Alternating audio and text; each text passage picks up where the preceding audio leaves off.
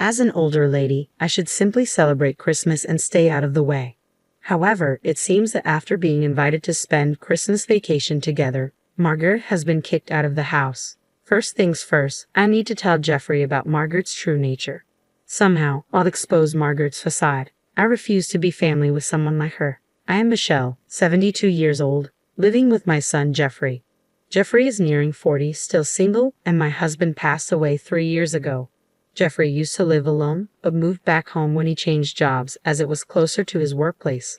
Our current house might look new at a glance, but it was actually remodeled a while ago from a nearly broken down place due to years of deterioration and poor fittings.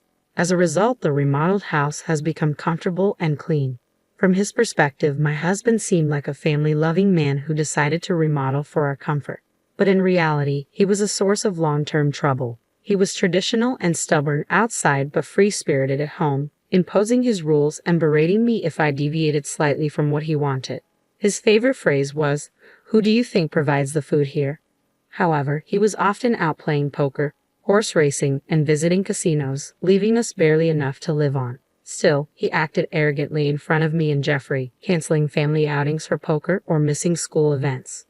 I could have divorced him and raised Jeffrey alone, but I refused to be defeated and stayed until the end.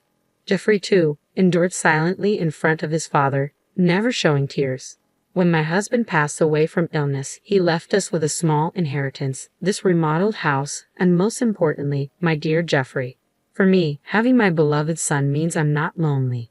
Unlike his father, Jeffrey has always been kind, selflessly caring, and unable to ignore someone in trouble. But he's also self-sacrificing, hesitant to express his opinions, and tends to be swayed by others. I worry his excessive kindness might lead him into trouble someday. His current workplace has a good environment but is mostly male-dominated, with little talk about women. Now that my husband is gone, I'd be alone if Jeffrey marries. Though it would be lonely, I hoped he would meet a wonderful woman and start a family. Then one day, Jeffrey made a sudden confession. "I've promised to marry someone. I want her to meet you, Mom." I was overjoyed, almost jumping up. Jeffrey, nearing 40, working among men, commuting between work and home, living with his mother, he's not the most sought-after type. That a woman wants to marry him is such a joy. If things go smoothly and Jeffrey marries her, he will, of course, leave my side. It would be a lie to say I wouldn't feel lonely, but as a mother wishing for Jeffrey's happiness, I couldn't be happier. If you've chosen her, I definitely want to meet her. Well, what's she like? Jeffrey's eyes sparkled as he spoke, a look I had never seen before. If Jeffrey speaks of a woman with such eyes, she must be a wonderful lady. I eagerly anticipated meeting the woman Jeffrey confidently chose. Then, on the promised day, Jeffrey brought his girlfriend home. "Mom, this is Margaret, the woman I've been dating and considering marrying." However, the woman Jeffrey brought neither introduced herself nor nodded in greeting. She just stood there silently. At first glance, she seemed aloof and distant, not the type I imagined Jeffrey falling for. She continued to ignore everything, barely greeting, and just surveyed the house. She sipped the tea I offered with disgust, wiping everything she touched with disinfectant wipes. These odd behaviors made it clear that this wasn't the typical first meeting with a future mother-in-law. I secretly dreamed of doting on my daughter-in-law like my own child, but that dream seemed to shatter in an instant. Frankly, I felt uncomfortable in such a short time and didn't want to get too close. Even if she was Jeffrey's choice and a future daughter-in-law, it seemed she felt the same, as days passed without any contact after Margaret left. I confronted Jeffrey after she left. "You're dating Margaret and want to marry her, right? From today's encounter, I can't see her appeal." Jeffrey explained that Margaret was shy around new people but charming, strong, and kind, having overcome tough times. They had met at a party hosted by a coworker, where Margaret had shared her hardships. While I thought it was typical Jeffrey to want to help someone in need, dating and marriage were not simple matters. However, considering today's behavior and how they met, Margaret seemed like a complicated person. Despite appearing cute in the relationship, I had a feeling it would be difficult if they lived together. Then, one day, Jeffrey announced he was moving out, probably because of Margaret. Watching Jeffrey with mixed feelings, he murmured quietly, "I didn't expect Margaret to go ahead with it at this time." Apparently, they had discussed deciding on a date and making the commitment as a couple. But Margaret had gone ahead and submitted the marriage application alone just before noon that day. It seemed unreal, but Margaret couldn't wait and had bound them as a couple without Jeffrey's knowledge. Considering the first impression, Jeffrey's stories, and this unilateral action, it raised concerns. I felt nothing but anxiety. Are you sure? Okay, it's fine, I reassured myself. Margaret is a kind woman. Then, I received a message from Margaret. She wanted Jeffrey to choose his wedding gift from several options she had sent. When I checked the items, they were all worth several $1,000s. Even for my son's wedding, that's not an amount I could easily afford. Margaret's actions, showing such rudeness upon submitting a marriage application without Jeffrey's knowledge to become a couple, and then demanding ultra-expensive home appliances, were simply too audacious. It was surprising that Jeffrey chose someone like her as a life partner. But to celebrate his new beginning, I decided to give them a state-of-the-art high-performance air conditioner. Margaret will love this air conditioner, so I guess this will be my wedding gift to you too, I told Jeffrey. All right, Mom, thank you. I appreciate you listening to Margaret's request, Jeffrey responded. It wasn't cheap for me either, but I splurged for the sake of Jeffrey and his beloved new life. Even after installing the air conditioner Margaret wanted, I received neither thanks nor any contact from her. Is this how people are nowadays? Time passed without any particular communication from Jeffrey or Margaret. They were living in an apartment in the next town, less than an hour's drive from my house, but I heard nothing from them. It's not too far for a visit, but they must be busy with work in their newlywed life, I thought, so I refrained from contacting them. However, a situation arose where I had to reach out. My brother, Jeffrey's uncle, had passed away. He was an uncle to Jeffrey, too, who had loved him when he was a little boy, although he was in contact with him less frequently now. Jeffrey was fond of him as a child and wanted him to attend the funeral, even if he couldn't make it to the wake. Having not spoken for a while, I wanted to hear his voice and called, but no matter how many times. I called Jeff's mobile, but it wouldn't connect. Even worse, when I tried the next day, I got a message saying the call couldn't be connected. It seemed like I was blocked. The kind Jeffrey who always stayed in touch over small matters, blocking me? Hard to believe. But with no way to contact him and the funeral not waiting, it proceeded without the Jeffrey couple. Half a year later, Margaret suddenly contacted me. Michelle might be lonely this summer, and Jeffrey has a middle school reunion around the end of the year, so he wants to let loose. Can we spend Christmas vacation at your place? She brought up spending Christmas at my house without mentioning the wedding gift or the blocked calls during the funeral. To her, maybe those incidents weren't a big deal. It seemed Margaret didn't even consider the possibility of me refusing. Despite my reservations about spending time under the same roof as Margaret, I agreed, hoping to see Jeffrey after so long. Sure, that's fine. I look forward to seeing you both. It's been a while. Then, at Christmas, they visited my house. There was a slight discomfort with them around. They were always together, not in a lovey-dovey or happy way, just together.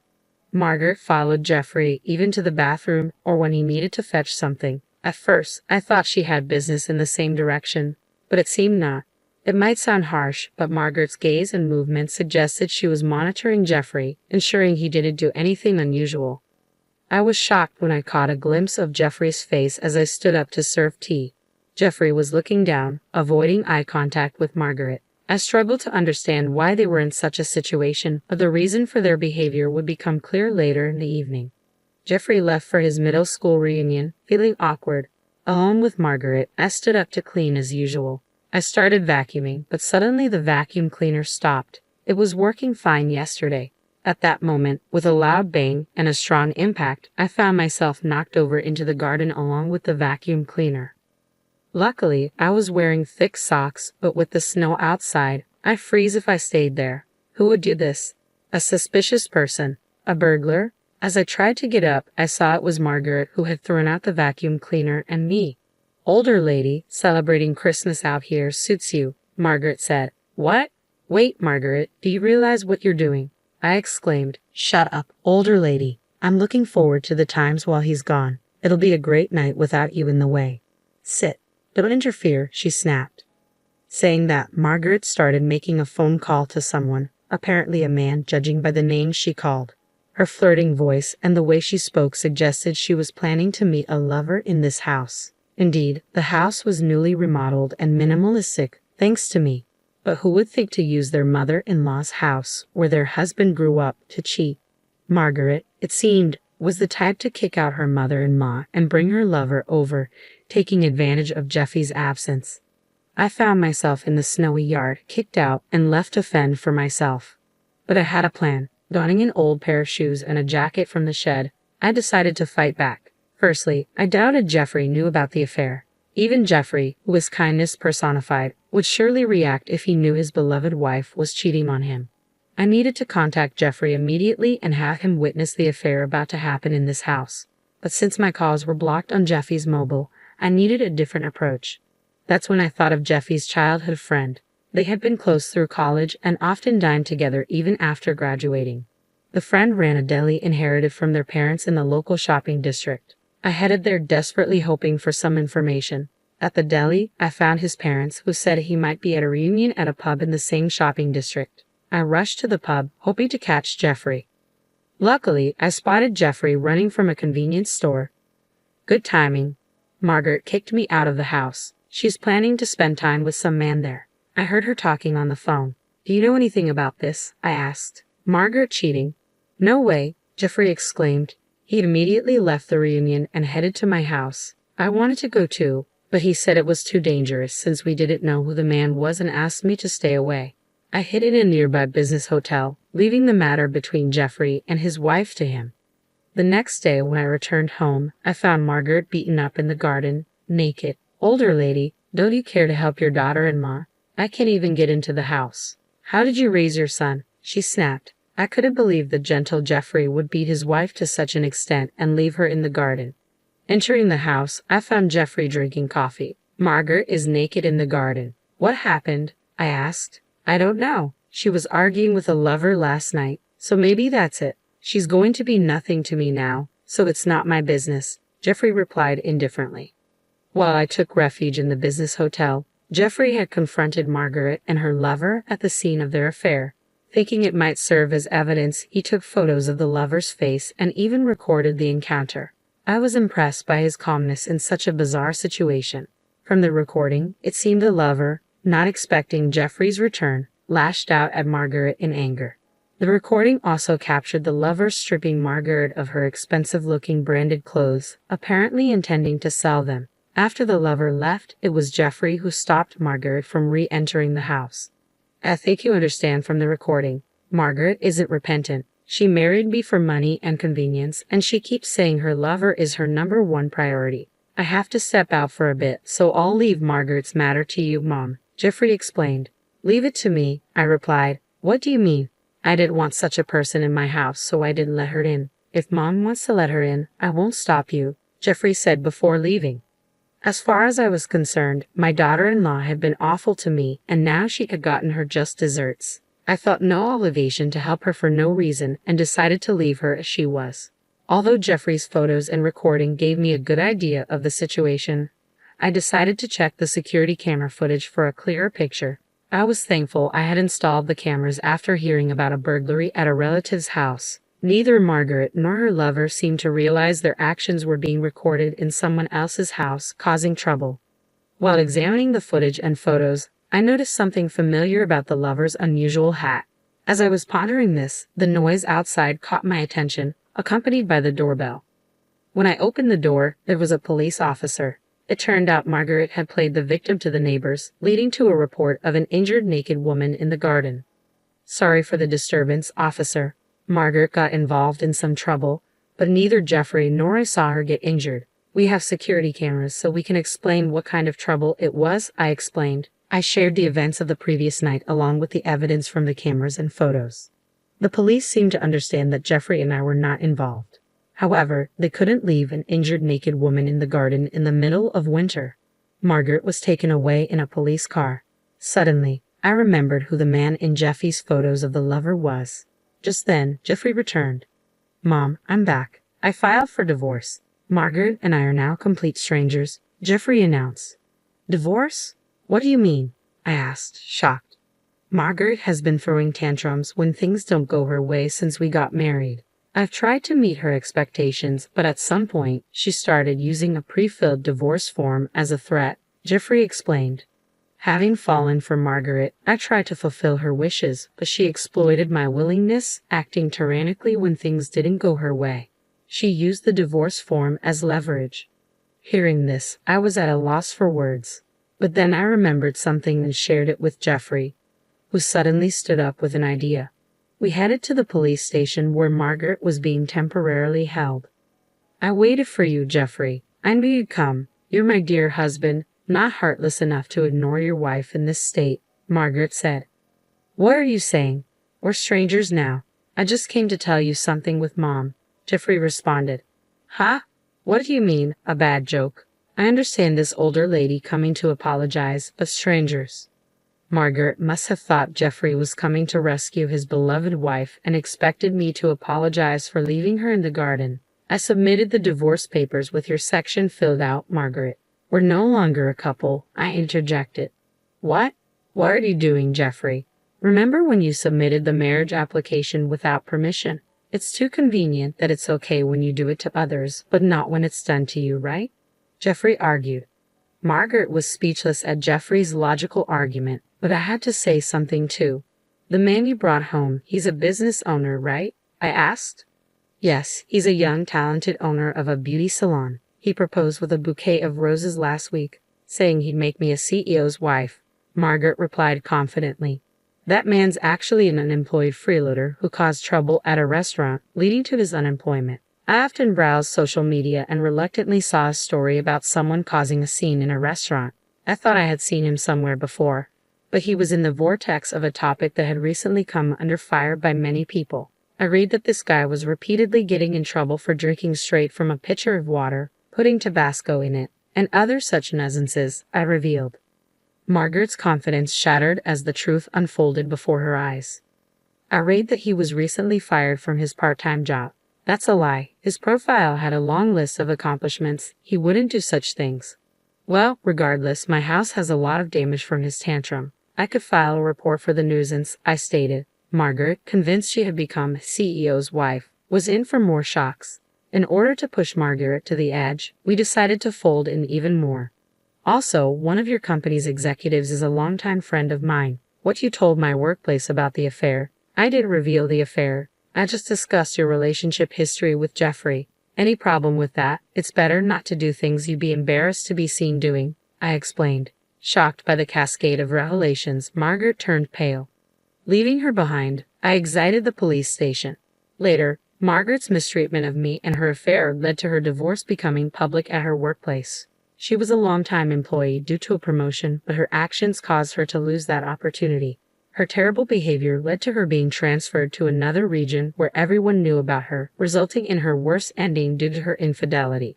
Why is everyone avoiding me? I was just in a pure romance with a talented CEO. Are they jealous of me, who could have been a CEO's wife? Margaret exclaimed. Tell a friend of yours on the board to stop the stupid workplace bullying. You think you're being ostracized and bullied just because you're out of place after being transferred? That's a naive way of thinking. There's nothing I can do about it, sorry, I responded. Eventually, Margaret had nowhere to belong at work and ended up resigning. Worse, she became homeless. How can you leave me, your ex-daughter-in-law, without a home in the winter? Isn't it heartless to have a woman shiver outside? Margaret accused. What are you saying? Who kicked Mom out into the snow-covered garden? You're only thinking of yourself. Your words and actions don't match, Jeffrey retorted. The apartment where Jeffrey and Margaret lived was company housing for married employees, so Margaret was evicted due to the divorce. Despite this, Margaret, not giving up, repeatedly harassed Jeffrey. You're there, aren't you? How can you not help your wife in trouble? Don't you have any kindness? Margaret pleaded. You expect kindness from others while ignoring your own actions. But I guess explaining this is useless, I remarked. Not satisfied with harassing Jeffrey, Margaret also came to my place, even following me to the supermarket. Can you leave your daughter-in-law in this situation? Would you do the same to your son? Your son abandoned his troubled wife, abandoned his troubled daughter-in-law. You brought this upon yourself. Remember your actions, Margaret cried. Each time the security system activated or bystanders called the police, making Margaret known as a troublemaker in town. Exhausted by her persistence, Jeffrey and I consulted the police and obtained a restraining order. Margaret, looking for a new target, started attending matchmaking parties. But with no money, job, or proper appearance, she was turned away at the door, becoming infamous as a party crasher. Finally, Margaret's assaults stopped and we lived in peace. Mom, I was out of my mind back then. Margaret cut me off from home, screamed at me all day. I finally came to my senses. I'm so sorry. Jeffrey and I are living together again. Whether Jeffrey remarries or stays with me, I'm happy as long as he shows true kindness to others, I expressed.